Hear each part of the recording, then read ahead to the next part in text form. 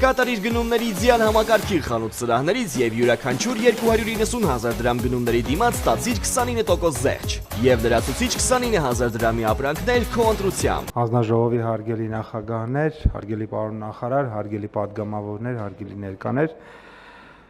2025 թվականի ընթացքում ներկայացնեմ երկու ուղղություններով, մասնավորապես Եվրասիական տնտեսական միության եւ իհարկե եվրոպական ուղղությամբ տնտեսական զարգացումները, նախ ընդհանուր գնահատական կարճ ներկայացնեմ։ Հայաստանի տնտեսական զարգացման միտումները նախորդ տարվա ընթացքում շարունակել են մնալ բարձր։ Հայաստանը աշխարհի միջին տնտեսական աճից 2.1 անգամ ավելի արագ է աճել եւ ավելի քան 4 անգամ ԵԱՏՄ աճից է ավելի արագ աճել եւ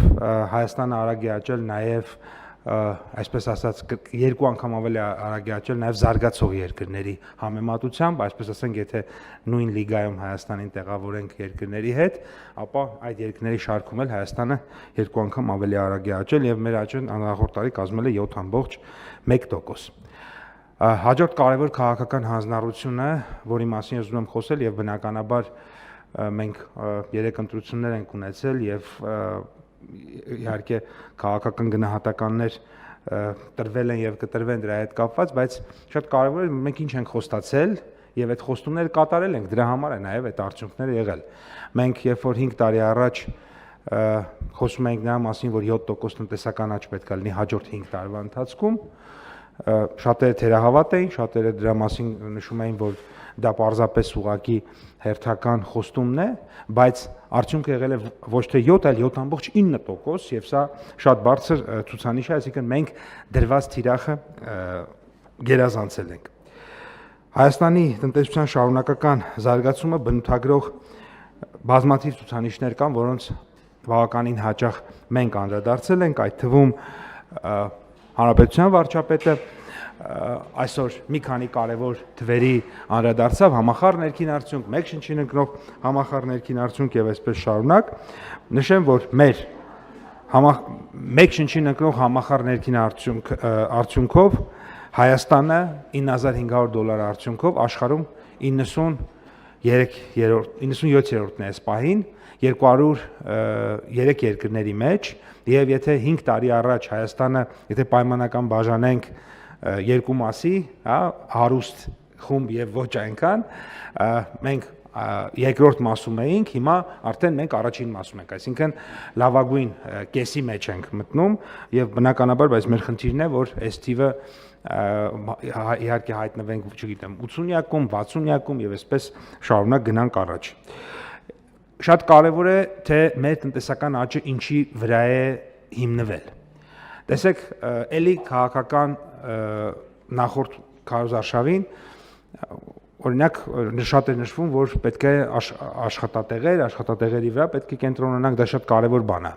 Եվ մենք կառավարության մեր նախընտրական ծրագրում նշել ենք 125,000 աշխատատեղ հաջորդ 5 տարում,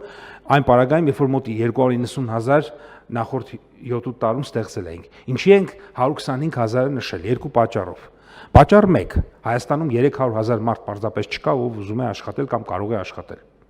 Հայաստանի Հանրապետությունում կա 175,000 եւ մի փոքր ավել մարդ, որ տեսականորեն կարող է աշխատել։ Օրինակ այդ մարդկանց մի մասին, եթե աշխատանք տանք, իրենք չեն աշխատի։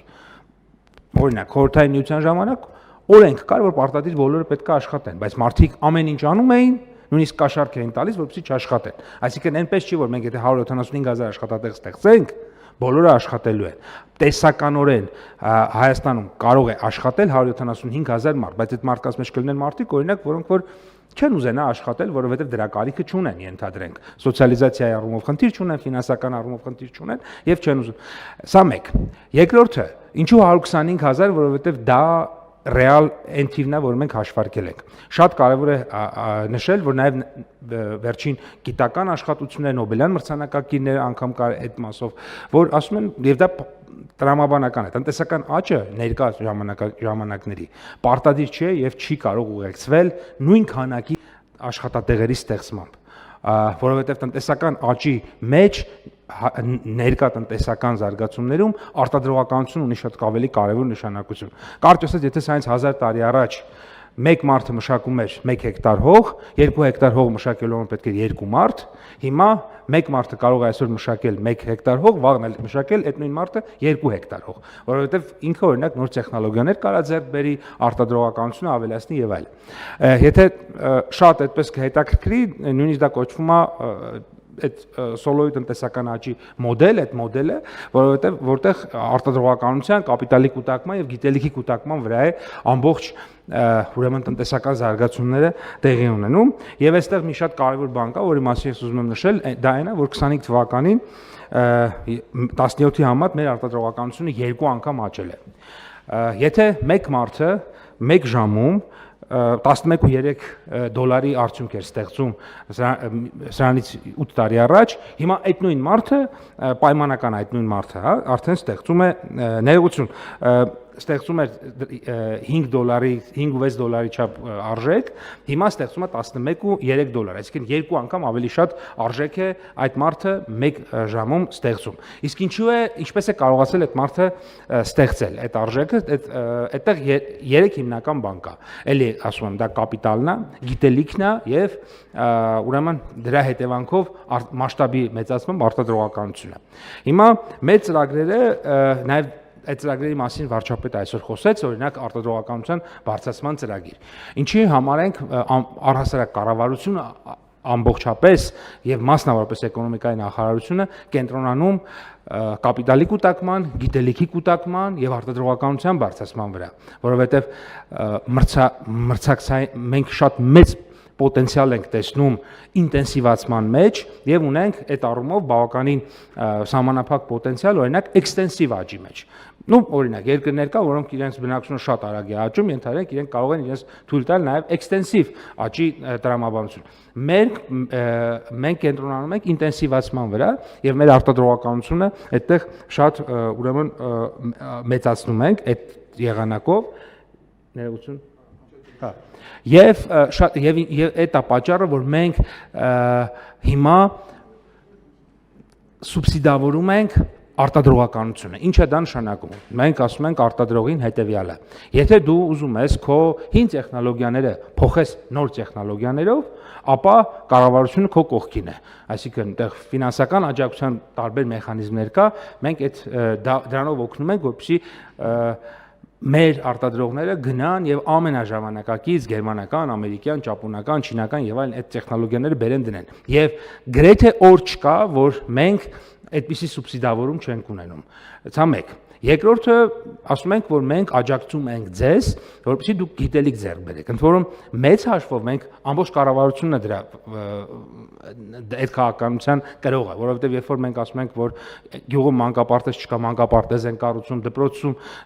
սպորտզալից չկա կամ լաբորատորիա չկա, այդ են կառուցում եւ այլն, այսինքն դրանք այդ բոլորը գիտելիքի կուտակման մաս են։ Նույնը այստեղ է։ Նաեւ ասում ենք, որ եթե դու նոր գիտելիք ես ձեռք բերում, խորհրդատվություն է ձեռք բերում, մասնագիտական եւ այլն, ապա կառավարությունը դա եւս սուբսիդավորում է եւ բնականաբար դրան զուգահեռ նաեւ կապիտալի կուտակում, մասշտաբների մեծացում եւ այլն։ Հիմա այստեղ մի փոքր նաեւ անցում կատարեմ արդյունքների մասին, որովհետեւ այս օրերին, երբ որ մենք քննարկում էինք հայկական արտահանման, այսպես ասած, փոխումը դեպի եվրասիականից օրինակ եվրոպական ուղղություն, իհարկե դա մեր համար նորություն չէր, բայց առաջի արձանագրումը նա էր, որ այլևս անցել են ժամանակները, երբ որ մենք ասում ենք, որ հայկական արտադրանքը Եվրոպայի մրցունակ չէ որակական առումով։ Դիցուք, մեկ օրինակ բերեմ։ Հայաստանում կան հարյուրավոր հեկտարներով ջերմատներ, որոնք մեկը մեկին նույնն են, ինչը հոլանդականն է, ֆրանսիականն է, գերմանականն եւ այլն։ Այսինքն ամենաժամանակակից տեխնոլոգիաներ, անգամ կառուցապատողը ֆրանսիական ընկերություն է։ Հերիք չի տեխնոլոգիան օրինակ ֆրանսիականա, ճապոնականա, գերմանականա, կառուցապատող աշխատողները հայաստանցիներ չեն։ Ֆրանսիացիներ գալիս են, կառուցապատում են, գնում են։ Մեթոդները ստանդարտի մեջ ինչ գրված է, դրանք այս ստանդարտում այսպես պետք է լինի։ Մեկը մեկին նույնական են։ Այսինքն այն product-ը, որը արտադրվում է, օրինակ այն ծաղիկը կլինի, լոլիկ կլինի եւ այլն, դրանք ամբողջությամբ մենք հարյուրավոր հեկտարներով ունենք, որոնք որ նույնական են։ Օրինակ, օրգանականի մասով մենք հարյուրավոր հեկտարներով ունենք ջերմատներ, որտեղ պեստիցիդ չեն օգտագործում, որովհետև ստանդարտին չի համապատասխանում, ստանդարտի մեջ չկա պեստիցիդ եւ հետեւաբար ինչ են անում։ Մեթոդաբանության մեջ գրած է, որ պետքա պեստիցիդ չլինի։ Ինչ պետքա լինի, կա օրինակ մի հատ միջատ, որը ուտում է այդ միջատին։ Բերում են այդ միջատը բաց են թողնում այդ ջերմատան մեջ, այդ միջատը ուտում են մյուս միջատին, որը չի ուտում օրինակ պոմիդորը, եւ արդյունքում չկա եւ պեստիցիդի կարիք եւ նաեւ համապատասխանում 100% օրգանական այդ բաներին։ Հիմա որն է մեր այդ դեպքում մեր մրցունակության խնդիրը, օրինակ ինչու ենք մենք աջակցում այդ մրցունակության բանին, որտեղ այնուամենայնիվ այդ մրցունակության բացը կա։ Այսինքն այստեղ խնդիրը ստանդարտի մեջ չի, փաստաթղթերի մեջ չի, որովհետեւ այն ամենաբարձր ստանդարտը, օրինակ, չգիտեմ, Global Gelb certificate այդ ունի եւ ֆրանսիացի ֆերմերը եւ հայաստանցի ֆերմերը։ Երկուսն էլ ունեն այդ, որը անհրաժեշտ է եվրոպական շուկայում վաճառելու համար։ Խնդիրը երկու-երեք բան մեջ է։ Առաջինը հետեւյալն է, բնականաբար կա մաքսային սահման, եւ որովհետեւ եթե մենք անցնում ենք օրինակ եվրոպական տարածք, արդեն իսկ նշանակում է օրինակ 14.4 կամ 8% մաքսատուրք, որը արդեն իսկ այդքան չափով մրցունակությունը մեր իջեցնում է։ Դրա համար նաեւ վարչապետը հայտարարեց, որ մենք առայժմ քայլ 1 պետությունը կսուբսիդավորի այդ փողը, քայլ 2 հիմա քիչ առաջ նաեւ արտգործնախարարը դրա մասին ասեց, ակտիվ աշխատանք է տարվում, որպեսզի մենք ATM կամ նման մի հատ գործիք ձեռք բերենք, որը ըստ էության անմաքս տարածքի մեջ կմտնենք Եվրոպայի հետ, եւ երկրորդը իհարկե աշխարհագրական հեռավորությունն է։ Աշխարհագրական հեռավորություն ասելով նկատի ունեմ, որ այնուամենայնիվ Հայաստանը դեռևս ԵՄ-ի հետ սահման չունի, ինչու եմ ասում դեռևս, որովհետեւ մենք ունենք երկու հարևան, ով ԵՄ անդամության տեխնացու են, եւ քանի որ մենք դեռևս ԵՄ-ի հետ ուղիղ սահման չունենք եւ հեռավորության բավականին մեծ հեռավորություն ենք հիմնական շուկաներից, մենք այստեղ բավականին շատ ծախսեր ենք անում, որոնք որ մրցունակության մասով դեռևս խնդիր են ստեղծում։ Ես մի օրինակ հիմա ձեզ կարող եմ բերել, որպեսզի պատկերացնեք։ Ենթադրենք ինչ որ բանի սացիլ, ելակի սացիլը, եւ ֆրանսիացի ֆերմերը եւ հայաստանցի ֆերմերը առնում է ենթադրենք հոլանդական X ընկերությունից։ Ֆրանսիացին, չգիտեմ, $500 է ծախսում, որպեսզի տեղափոխի դա տնկի, մենք $8,000 ենք ծախսում, որպեսզի դա տեղափոխենք եւ տնկենք։ Եվ այդ 7,500-ը արդեն ոչ մրցունակական մրցունակությունը իջացնում է, որովհետեւ շուկայում, եթե դու նույն շուկայում ես վաճառում, դու պետք է հաշվի առնես ինքնարժեքի մեջ դա։ Այստեղ կառավարության նախագիծ ենք, հիմա իմ տեղակալ այս պահին կառավարությունում հենց այդ քննարկմանն է, հենց այս պահին, հաջորդ հինգշաբթի օրը մենք կընդունենք այդպիսի, որտեղ տրանսպորտային ծախսերի մասնակի սուբսիդավորում ենք անելու նաև եվրոպական գործընկերների աջակցությամբ, որպեսզի կարողանանք այս ծախսերի մեջ մասնակի սուբսիդավորելով ելի մրցունակության հարցը ուրեմն լուծենք, զուգահեռ նաև այստեղ ծավալների ավելացմամբ մենք հնարավորություն կունենանք ծավալների ավելացմամբ իհարկե փորձել հնարավորինս բերել նրա, որ մեր մրցունակությունը միավոր ապրանքի հաշվով բարձրանա։ Հարց տրվեց նաև եւ պարոն Միրզոյանը պատասխանեց եւ Արաբության Հանրապետության վարչապետը անդրադարձավ հոլանդական բորսա աճուրդի մասին, սա ֆանտաստիկ մեծ հնարավորություն է։ Այդ իհարկե երկու կարևոր պայման կա այդտեղ հայտնվելու, որակական եւ քաղաքական պարամետրերը, եւ եթե մենք հայտնվել ենք, դա նշանակում է, որ եւ քաղաքական համաձայնություններն են ամբողջությամբ ձեռք բերված եւ որակական, այնուամենայնիվ եթե մեր որակը չբավարարեր, դժվար է հավատալ, որ մեզ թույլ կտային օգտվել այդ հնարավորությունից, բայց սա եւս մեր պետության եւ տնտեսության որակական փոփոխության մասին է։ Եվ ամենայն հարգանքով, բայց եթե մենք կարող ենք վաճառել բորսայում ինչ-որ ապրանք, պետք չի տանել որևէ այլ երկրի որևէ շուկայում ուղղակի կանգնացնել մեքենան ու վաճառել, որովհետև շատ հաճախ մենք հենց տանում ենք կա կոնկրետ քաղաք, այդ քաղաքում կա շուկա, եւ շուկայում ուղղակի մենք վաճառում ենք այդ ապրանքը, մի բան, որը շատ ավելի լավ որակի է եւ մի բան, որ շատ ավելի պատշաճ միջավայրում կարող է վաճառվել եւ այս առումով կարծում եմ, որ սա էլ է կարեւոր։ Ես չեմ ուզում շատ ձեր համբերությունը չարաշահեմ, բայց ես հատուկ խոսեցի կոնկրետ օրինակների մասին, որպեսզի նաև հստակ ասենք, որ մեր տնտեսությունը վերջին տարիներին էական ներողություն որակական փոփոխությունների է ենթարկվել, որը մեզ հնարավորություն է տալիս մրցունակ ապրանքներ արտահանել տարբեր երկրներ, եւ ես ուզում եմ ասել, որ իմիջիայլոց ԵԱՏՄ-ի մասին որ խոսում ենք, ԵԱՏՄ ստանդարտներն են շատ բարձր։ ԵԱՏՄ ստանդարտները եվրոպական ստանդարտներն են, Եվրոպայից վերցրել են, այդ ստանդարտները դրել են։